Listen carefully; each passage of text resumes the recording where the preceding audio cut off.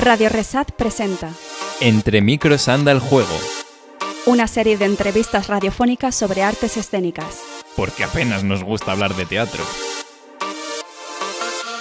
Hoy hablamos sobre La Dama Duende. Borja Rodríguez dirige este clásico de Calderón de la Barca en la particular versión de Fernando Sanz II, que lleva la trama al Madrid de los años 50 del siglo pasado en un estudio de radio, donde se está dramatizando este texto y que inmediatamente saltará de los micrófonos a la acción.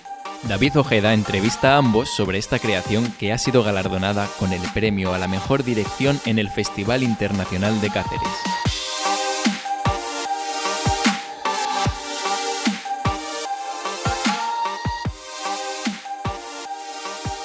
Buenos días, Borja Rodríguez, Fernando Sanz II. Bienvenidos a Radio Resat y es un placer compartir con vosotros esta entrevista y sobre todo este propósito de teatro radiofónico, ¿por qué no? Es una idea de interés sobre todo para tener un documento que hable de una propuesta como es vuestra creación de La Dama Duende y también lo que cruza en el camino de esta versión, dirección, adaptación en el propósito del teatro radiofónico, ¿no? Por tanto, creo que se aunan muchas intenciones, valores y estrategias que nos hacen estar reunidos esta mañana aquí. Así que muchas gracias, es un placer teneros. Quiero comenzar así como de forma drástica, ¿no? Y sin preámbulos. ¿Por qué la edición de este libro? ¿Por qué la edición de un proceso de una versión, La Dama Duende? Bueno, la iniciativa del libro realmente viene de parte de la editora, de María Silveiro, de 8 y medio, que nos conocía, que estaba conociendo el proceso que estábamos llevando a cabo y nos dijo que realmente había una especie de vacío editorial porque ella, en su librería, es especialista en libros de cine, pero también de teatro, y mientras que sobre guiones sí hay algo más de material, aunque no sea muy profuso, realmente sobre lo que es la dramaturgia de una versión, y sobre todo para público en general, había prácticamente nada. Entonces, aprovechando que estábamos haciendo este proyecto, nos dijo que sería bueno poder editar, además de la versión que estábamos haciendo, el proceso de cómo se había llegado a ella y cómo se había hecho el proceso de ensayos también. Sobre todo hasta la parte del estreno, porque quería que coincidiera más o menos en la edición del libro con el estreno de la función, y entonces lo que es la parte de los ensayos y la parte de la versión es lo que se recoge en este libro. Luego, lo que es el desarrollo ya, una vez que se ha estrenado, pues ya sería una cuestión aparte. Gracias, Fernando.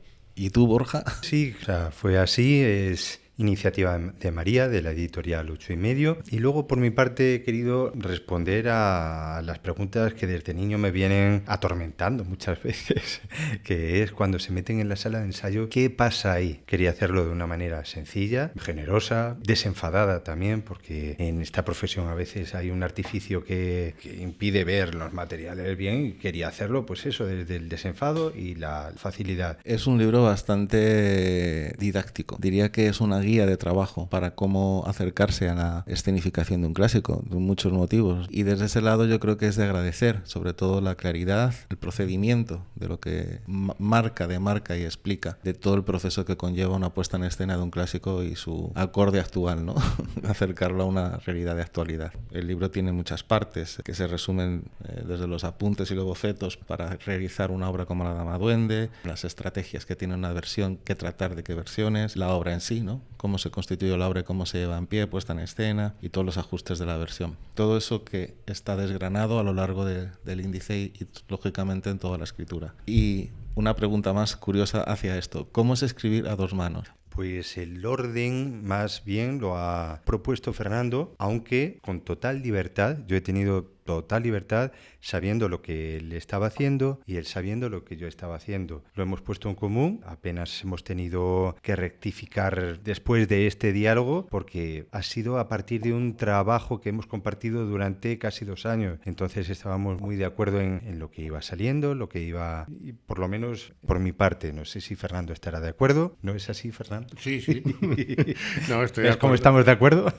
Completamente de acuerdo. No, es verdad que realmente no fue tampoco una cuestión difícil de repartir porque tanto uno como otro pensábamos tratar de cómo se había llegado al proyecto, cada uno desde su punto de vista, pero los dos estábamos de acuerdo en cómo había sido. Y luego, pues, mi parte se dedicaba mucho más al desarrollo de la versión en sí y la suya a lo que es el proceso de dirección. Y el proceso también que tiene que ver con el casting de los actores, con cómo se llega a los diversos elementos técnicos y luego fue muy sencillo, cada uno lo hicimos por nuestra parte, lo pusimos en común y realmente tuvimos que rectificar prácticamente prácticamente nada. Bueno, pues si os parece voy a ir haciendo preguntas uno a uno. Empiezo por ti, Fernando. ¿Qué es para ti una versión? Pues para empezar no es nada sencilla.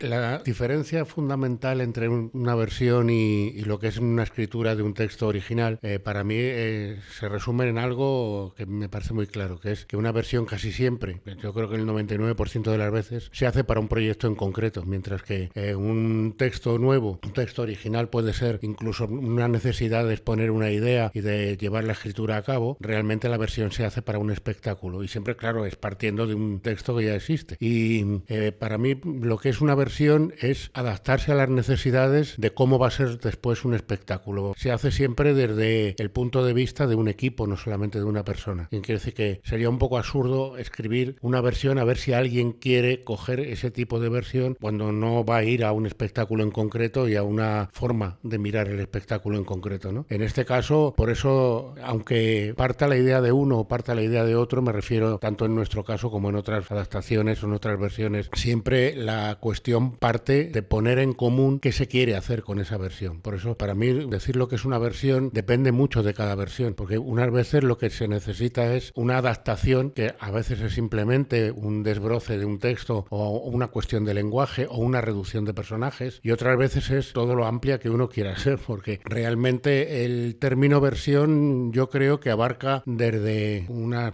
especie de adaptación hasta poder partir de una función para prácticamente hacer otra. Es decir, que la versión abarca unos campos en donde se pueden modificar muchísimas cosas. Para mí es un concepto amplísimo. Borja, ¿qué empieza antes, la necesidad de una obra o la posible traslación a un momento actual?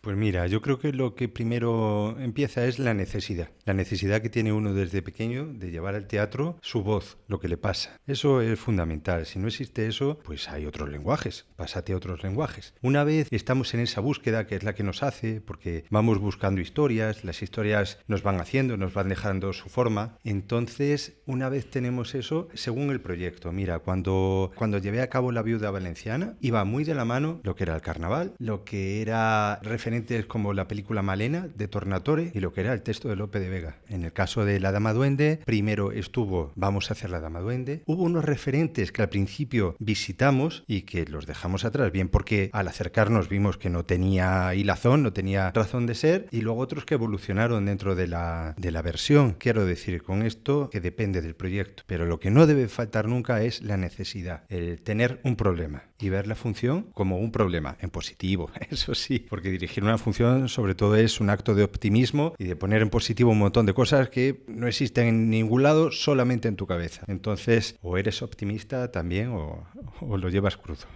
¿Qué caracteriza la versión de La Dama Duende? ¿Desde dónde partiste y cuál fue tu primera pulsión, por así decir?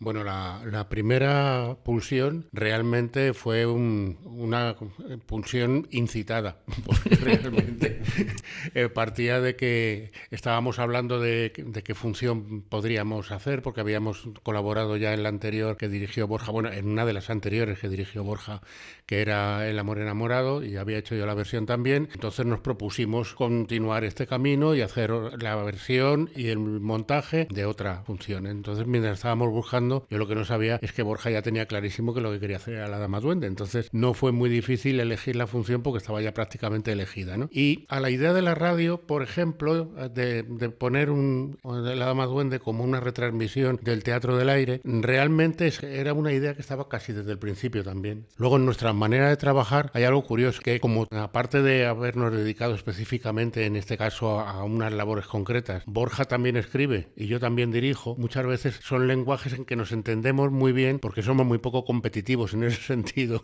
por lo menos uno con otro. Entonces podemos manejar cierto tipo de lenguajes no desde una especialización que no comprende la otra especialización, sino que sabemos muy bien por dónde llevar esto, ¿no? Entonces creo que esa parte del equipo está ya bastante adelantada desde que nos proponemos una cuestión. Entonces La Dama Duende surgió de la idea de hacer La Dama Duende y también surgió a la vez casi que la idea de lo que es un radioteatro. Era una función ideal para radiar, porque es muy curioso, es una función que tiene mucho que ver con ambientes y con la sugerencia de los ambientes, con la oscuridad, con la clandestinidad, con el encierro y todo ese tipo de cuestiones. Aparte de plasmarse en un escenario, estábamos jugando con resaltar la imaginación del espectador y hacer creer al espectador que es un espectador oyente. Y entonces enseguida empastó mucho la idea de la radio con la idea de la función en sí de la Dama Duende.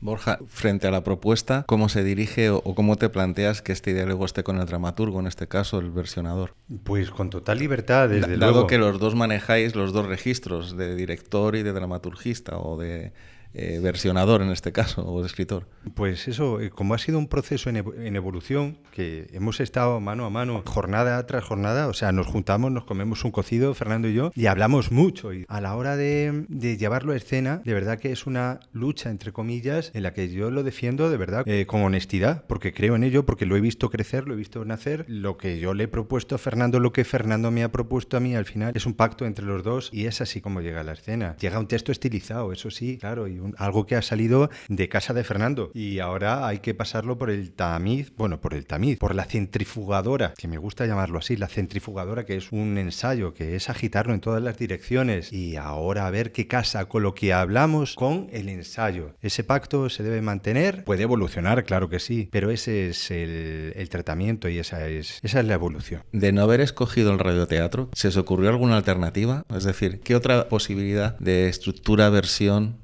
y de escenificación hubiera tenido si no hubiera sido la apuesta al radioteatro? Como ha dicho Fernando, surgió al principio, pero tuvo que surgir un momento en el que el radioteatro no estuvo. Sí es cierto que estuvimos visitando otras fuentes, nos fuimos a la ópera a ver La Sonámbula de Bellini porque creíamos que había lazos ahí con la Dama Duende, vimos que no había lazos. Yo le fui con el cuento acababa de leer Aba en la noche de Manuel Vicent y acababa de leer Retrato de una mujer moderna también de Manuel Vicent, y toda aquella España de los años 40, 50, esa España oscura, de los crímenes de Jarabo, del caso, de los sacamantecas, de los asesinatos de la calle Lope de Rueda, de la calle Fuencarral, pues me apetecía mucho. Ha quedado residual en la función. Eso sí puedo decir que fue disparadero, que ha quedado y no se ha utilizado de todo, o sea, que evolucionó más por el radioteatro, pero no hubo otra propuesta de igual peso que el radioteatro. ¿Verdad, Fernando? No, de igual peso no. Al principio se jugó con ciertas ideas con respecto, por ejemplo,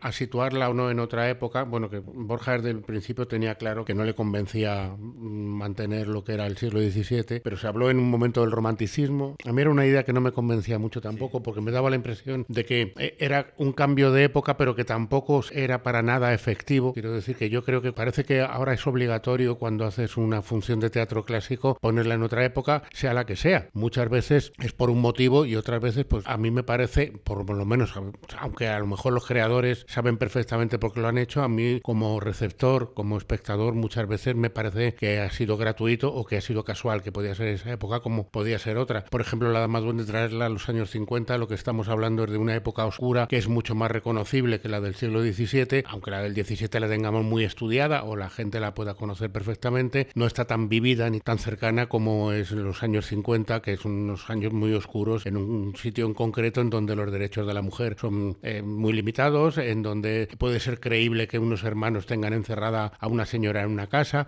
Cuando se hace esa traslación por algo para acercar la idea o acercar al espectador, a mí sí me parece más coherente que, por ejemplo, sin tener por qué criticarlo, poner Hamlet en la época del Imperio Austrohúngaro, que dices, pues tan lejano me suena a mí la época del paso de lo medieval a lo renacentista como la época del Imperio Austrohúngaro. En este caso lo hemos hecho por eso, a lo mejor quien lo vea lo ve completamente gratuito también, pero que realmente es por algo en concreto, vamos. Yo creo que la gran jugada de la versión que hemos querido dar de los hechos ni siquiera va en el paso del tiempo, sino en el dejar de ver esta historia por los ojos de Don Manuel, aunque esté tipificada como una comedia de capa y espada, pero Calderón la llamó La Dama Duende, no la llamó El honor de Don Manuel. Entonces, dejar de ver la función a través de los ojos de Don Manuel y empezar a verla a través de los ojos de Doña Ángela. Más allá de traslaciones en el tiempo, ahí es donde está la verdadera traslación de esta versión.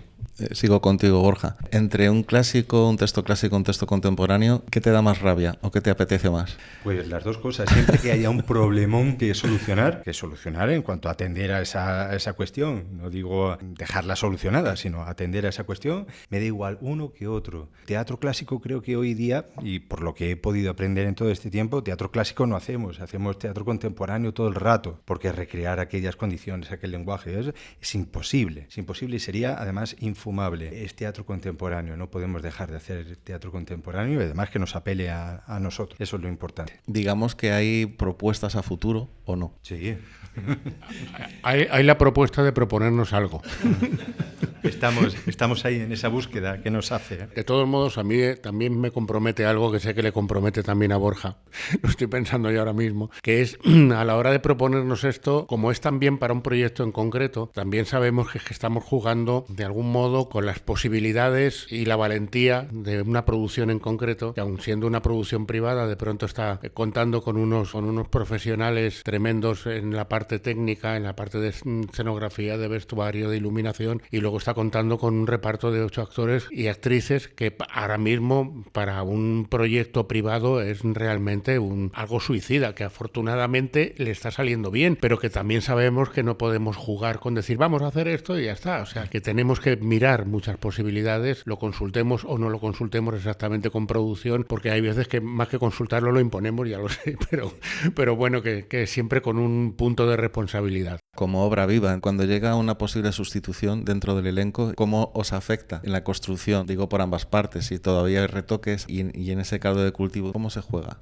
Pues los tiempos van cambiando, pero a un ritmo vertiginoso. Hace muy poquito tiempo existían las compañías. Hoy día existen las productoras, que da una compañía, claro que sí. Pero claro, los equipos están hoy día, lo siento mucho, en los núcleos de producción. En los núcleos artísticos cada uno va de manera más independiente. Antes que se fuera un actor, una actriz, era alta traición. Hoy día, desde el punto de partida, tú sabes que arrancas con 8 intérpretes y que no acabarán esos 8 intérpretes. Se mantendrán 2, a lo sumo 3, y entonces lo pones en positivo y dices, pues bueno, voy a tener un par de años de un inmenso taller de formación que se va a llamar La Dama Duende, porque voy a estar mes sí, mes no, trabajando otra vez estas escenas. Pues tómatelo a bien, que será muy rico para ti, serás un gran entendido en La Dama Duende, pues eso, con alegría y las sustituciones siempre a mejor, porque es trabajo de acumulación. El teatro se hace haciendo, y si te pilla una sustitución en el bolo 60,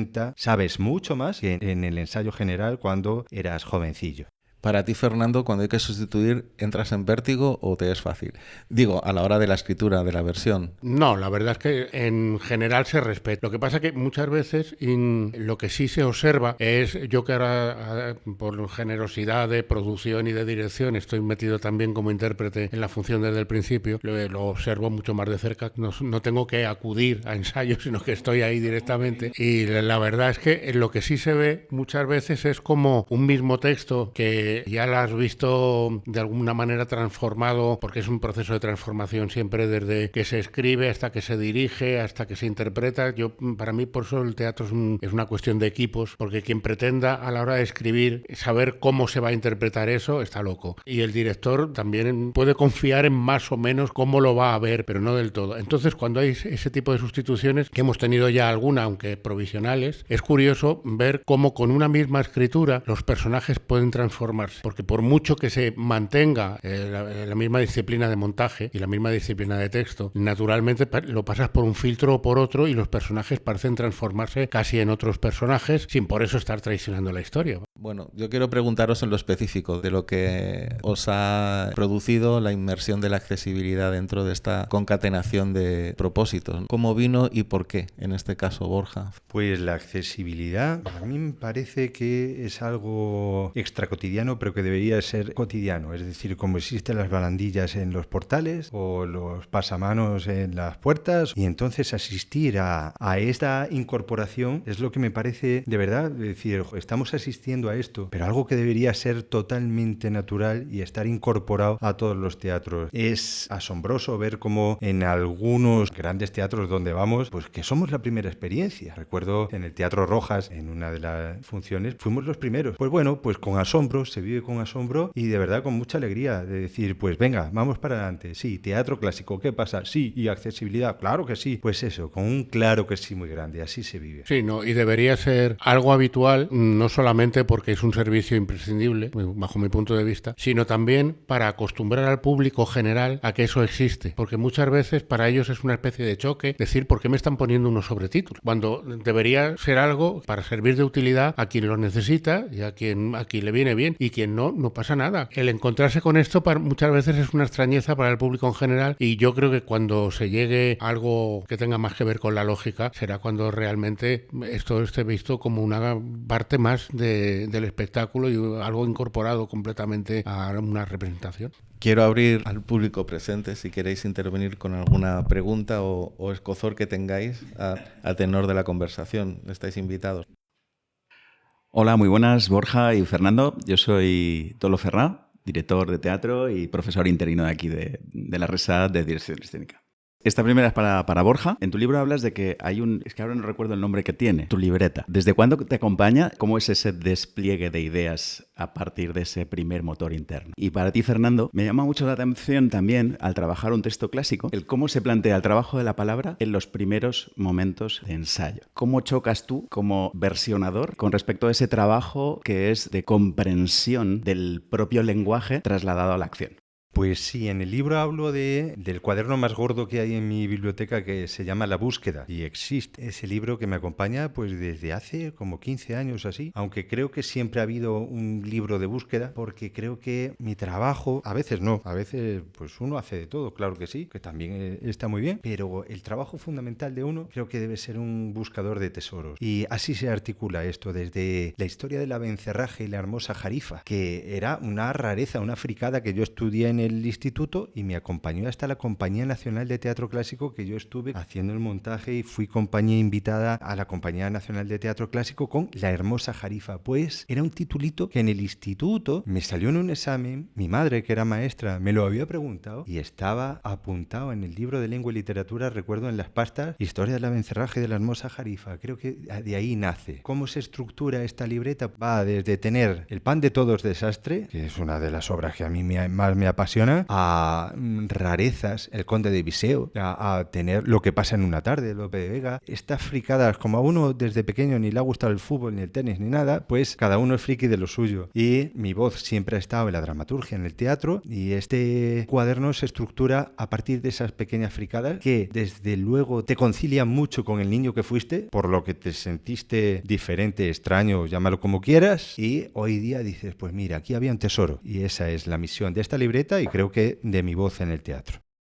Bueno, con respecto a lo que me preguntabas, es también pasar de una escritura, que es algo realmente, no me refiero a teórico, pero todavía no vivo, a algo vivo cuando se interpreta, ¿no? Siempre al principio es con temor no de cómo vayan a haber interpretado lo que yo he escrito, sino si realmente es de utilidad lo que has escrito y si es útil para el espectáculo. Normalmente suele salir bien, suele resultar bastante parecido a lo que yo podía haber pensado, y en el caso también del teatro clásico se cuenta con un elemento que es que, aunque todos sabemos que aunque parece una sujeción y una camisa de fuerza el verso, realmente para gente que conoce el verso tiene algo de alas, porque no tienes que plantearte todo, porque el verso de algún modo te está dando, con la musicalidad que tiene y con el ritmo que impone, un tipo de respiración y un tipo de comportamiento que ya es algo con lo que empiezas en la lectura y en el espectáculo. Entonces, esa traslación enseguida, pues en mi caso, vamos, me alegro mucho cuando de pronto las palabras cobran vida, porque realmente yo creo que es lo que es el teatro. Quiere decir que la diferencia entre la literatura dramática y la literatura convertida en espectáculo es eso, o sea, es que de pronto un texto cobre vida. Y luego, durante el proceso, yo sé que hay veces que por necesidades del espectáculo no se puede reescribir, y hay veces que da rabia porque dices, yo esto lo hubiera hecho de otra manera, o dentro de lo mismo hubiera modificado esto. Cuando son cosas pequeñas yo se las propongo a Borja y muchas veces puede ser, pero hay veces en donde no he llegado siquiera a plantearlo porque vamos a trastocar todo el orden y no tenemos tiempo material durante un tiempo de ensayos, que son unas semanas muy limitadas, a poder experimentar con hacer 4 versiones del mismo texto de una escena. Hola, buenos días, soy Eduardo, soy alumno de dirección. Quería preguntaros sobre la dramaturgia. ¿Hasta qué punto, a la hora de crear, entiendo que al hacer una versión es otro tipo de trabajo, pero cuando crean un texto que parta de este cero, ¿hasta qué punto influye la realidad en ese texto? Es decir, ¿condiciona la realidad económica de la dificultad de la realidad de producción y demás, por ejemplo, en el número de actores que ya escribe, el número de personajes y demás? ¿O uno se deja llevar y ese problema aparece cuando ese texto se quiere llevar a escena? Gracias. Desde el punto de vista de la dirección, bueno, de un director que habla con un dramaturgo, yo te digo que ese condicionamiento económico, te voy a mentir, te digo que no existe. Sí. Y al principio dice, pues tú piensa lo grande y que la imaginación resuelva lo que el bolsillo no sabe. Pero luego, claro, viene Paco con las rebajas y realmente sí hay. Pero en principio, mi manera de pensar es tira para arriba y ya lo solucionaremos. La realidad económica es otra. Ya vendrá a ajustarse. No debe ser el punto de partida en ningún caso, porque si no, los proyectos no salen. Eso desde el punto de vista de la dirección. Sí, yo estoy de acuerdo. Realmente trabajamos, por decirlo así, a lo grande, en el sentido de decir, bueno, pues no sé, esto se desarrolla en un contexto, tanto sea espacial como interpretativo, como de vestuario, como de necesidades, en donde no nos lo vamos a plantear de primeras. Porque aparte de todo, a mí me da la impresión de que el teatro es más real que el cine en una cosa, no en todo. En que creo que engaña menos en el sentido de que te está poniendo unos elementos sobre los cuales tú tienes que imaginar. En el cine muchas veces lo que parece una casa no es una casa y lo que parece una calle no es una calle, pero es mucho más cercano y mucho más real porque puede estar hecho a lo mejor en una calle de verdad, pero te están mintiendo sobre qué calle es incluso. En el teatro tú puedes imaginar mucho más y creo que se está jugando con la imaginación y con el sentido de esta función en concreto. En lo de la radio ya lo está llevando a un límite todavía mayor y entonces siempre es un problema posterior ver cómo se adapta a esa cuestión que no nos hemos planteado con unos límites muy concretos, en ver cómo se resuelve. A lo cual, aunque Borja dirija, yo también contribuyo porque yo creo que es algo lógico para poder llevar el espectáculo hacia adelante, que es, aún no limitándonos del todo, saber que no nos podemos extralimitar en el número de personajes. En cuanto a lo demás, yo creo que dice, esta función se desarrolla en la ciudad de Babel. Pues estupendo. Hola, buenas. Soy Nacho León, de dirección de La Resat, y quería preguntarte, Borja, antes has comentado que La Dama Duende, en tu versión, había que empezar a verla desde el punto de vista de ella. Me ha recordado mucho a La vida sueño de Declan Donnellan, que de repente estábamos viendo la obra desde los ojos de Basilio todo el rato, y bueno, aunque no he tenido la suerte de ver La Dama Duende, vuestra versión, pero quería preguntarte cómo se traduce escénicamente ese cambio de perspectiva para empezar a verlos con los ojos de ella, que supongo que habrá cosas un poco más grandes, pero también desde lo pequeño. Pues se trabaja desde el mismo casting, de ver los caracteres, las diferentes características de los personajes, o sea, de los actores y las actrices que los van a interpretar. Todo es intencional para que el viaje se realice a través de los ojos de Doña Ángela. Vemos que en este caso, para interpretar a Don Manuel, no hemos cogido a otra vez el galán de 1,95 m apuesto. No. Hemos cogido lo que Fernando denominaba hombre de negociado, que era esta gente que en el cine y que veíamos que venía al negociado y que, como bien decía Fernando, nadie sabía lo que era el negociado, pero más o menos sí, pues venían de papeles. Entonces, hasta el casting es intencional. La función la está contando, hay una cosa tremenda, pero que pasa mucho en teatro clásico, la función la está contando todo el rato Doña Ángela, hasta la tercera jornada, hasta el momento decisivo que ese personaje desaparece. ¿Y quién es la protagonista? Pues vamos a hacer que hable. Ya solo con eso y que interfiera. Aquí nuestro personaje interviene y soluciona la trama y le pertenece más que al personaje masculino. Estas intencionalidades son las que van a hacer que miremos la función a través de los ojos de Doña Ángela.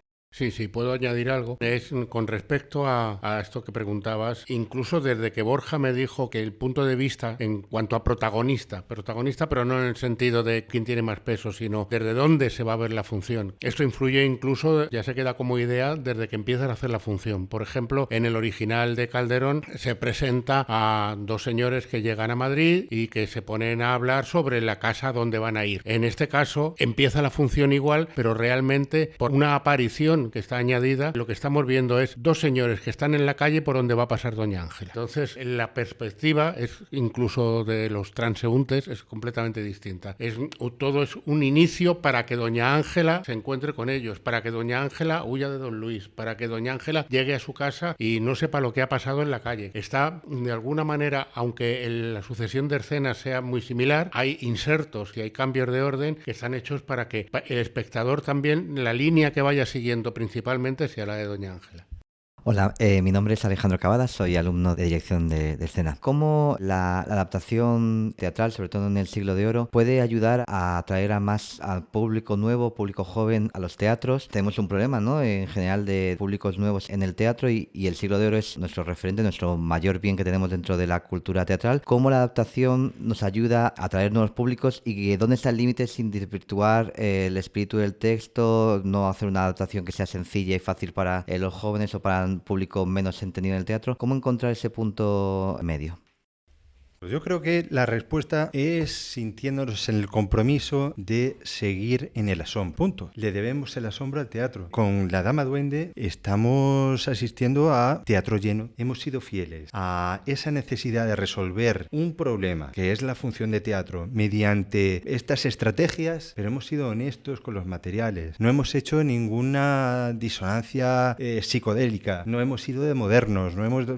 Hemos sido honestos con esos referentes y el público está respondiendo. Nos hace falta todavía que respondan programadores, porque la cuota de teatro clásico en la Red Nacional, yo lo he pedido varias veces, todavía no se ha hecho esa cuenta, pero el día que lo hagamos nos vamos a echar las manos a la cabeza. No todas las programaciones tienen su programación de teatro clásico, porque los programadores no se atreven. Programadores que te dicen, es que mi público todavía no está preparado para una función de teatro clásico. Lo sé yo que llevo 25 años aquí. Y dices, ¿y en 25 años no has hecho tú el trabajo para que estén preparados? Pues ahí es donde está el trabajo. Más que en el público, que lo recibe muy bien y que el público muchas veces está cansado de ver arqueología encima del escenario, creo que el trabajo está ahora mismo en eso, en la gestión cultural. Sí, a mí me da la impresión de que el teatro clásico no existe. El teatro clásico no existe en el sentido de que cualquier cosa que estés haciendo, todo lo que sea teatro, es teatro hecho ahora mismo. Creo que muchas veces se puede tener miedo al llamado teatro clásico, pero no ya por desconocimiento, sino porque, como dice Borja, muchas veces también se ha presentado de una manera que más que respetuosa era cómoda con un texto inicial. Respondiendo a lo que nos preguntabas, también hay algo de no vulgarizar un espectáculo, no decir vamos a dar carnaza para engañar haciendo como que es teatro clásico y no es teatro clásico, pero lo que sí tratamos de hacer es que algo que esté demasiado alejado de la mentalidad de ahora mismo, de la comprensión de la mentalidad de ahora mismo, porque no tienes que contar a la gente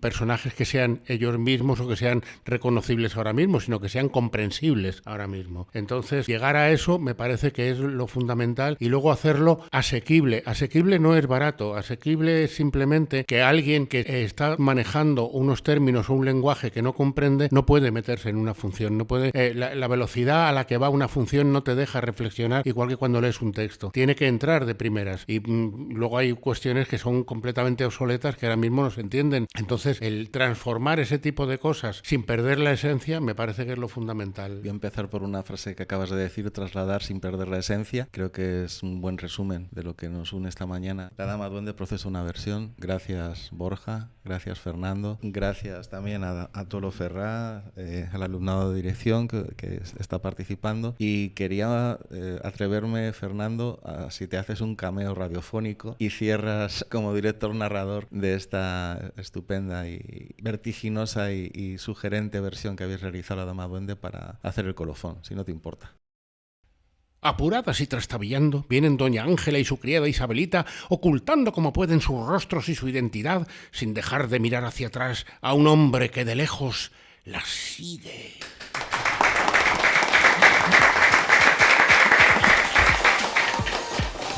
Desde Radio Resat, muchas gracias por esta mañana de teatro, con teatro y para el teatro, y seguimos avanzando en estos propósitos de hacer posible que la vida cambie.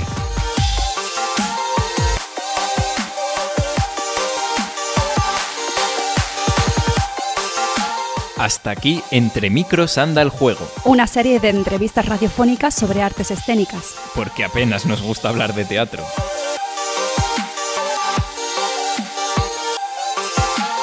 Radio Resat es una creación de la Real Escuela Superior de Arte Dramático.